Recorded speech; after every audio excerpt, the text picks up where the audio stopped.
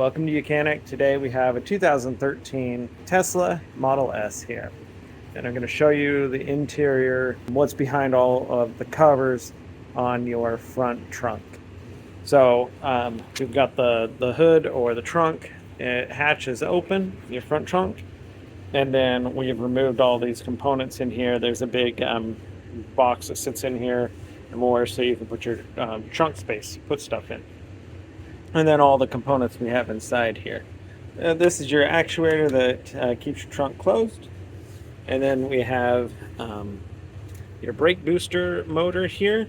So this powers up and provides power to the brake boost when you put your foot on the brake pedal. We've got our standard ABS pump right there. We've got a bunch of various different pump units for coolant system goes through. We've got AC lines and another type of cooler that's down here below. We have our electronic steering. It's right here. And then the steering shaft that goes up there to the steering wheel. Some other various pumps and so forth all through here. So we've got our some more pump units back here. We've got the back of our master cylinder booster, brake booster. We got a coolant system reservoir right here. You fill it from up top. Right here is your AC compressor, and that is a high voltage. Anything with this orange wire is high voltage.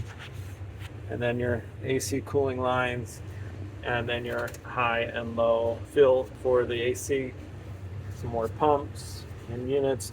All these to be able to move the fluid where it needs to go to cool the different components on your vehicle here. Your 12 volt battery is right there, and we access it up through here.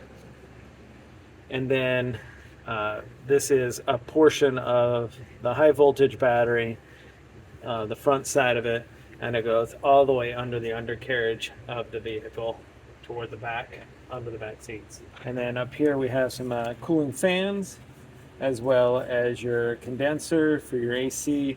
We've got that on both sides.